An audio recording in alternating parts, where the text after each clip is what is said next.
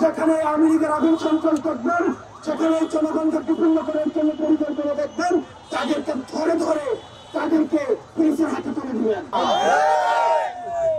আসলে 13 নভেম্বর 2023 সালে বলছিল, যারা আগুন দিতে আসবে তাকেই আগুনে ঘুরাই দিতে হবে।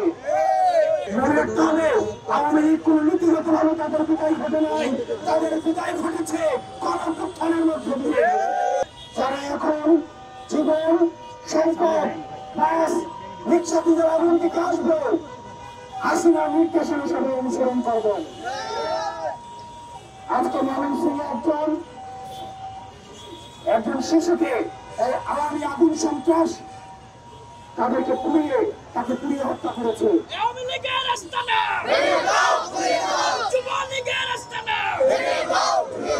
আমাদের প্রত্যেকে থানায় মিডিয়া সন্ত্রাস একটা পক্ষ রয়েছে আমাদের নিউজ মিডিয়ার বিরুদ্ধে, তারা পেশাদারির সাথে সাংবাদিকতা করতে চায়, বিরুদ্ধে দাঁড়িয়ে দিয়ে আওয়ামী লীগের পক্ষে তারা হচ্ছে মিডিয়া ফেরিদের মধ্যে দিয়ে তারা হচ্ছে আওয়ামী পার্সপেক্ট সার্ভ করে যাচ্ছে।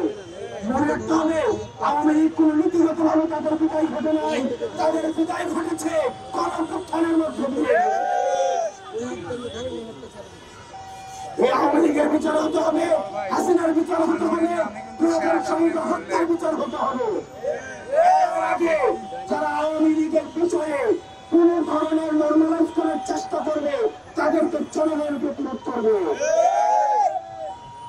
দেশবাসী আমাদের ঐক্যবদ্ধ ভাবে এই আওয়ামী লীগকে প্রতিরোধ করতে হবে, আগুন সন্ত্রাসের বিরুদ্ধে অবস্থান নিতে হবে।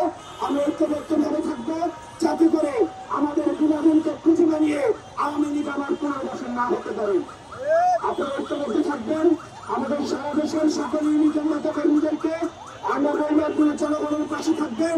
যেখানে আওয়ামী লীগ দেখবেন, যেখানে আওয়ামী লীগের আগুন সন্ত্রাস দেখবেন, সেখানে জনগণকে বিপন্ন করার জন্য পরিকল্পনা দেখবেন, তাদেরকে ধরে ধরে তাদেরকে পুলিশের হাতে তুলে দিবেন। আপনারা সবাই ভালো থাকবেন। ইনকিলাব ইনকিলাব।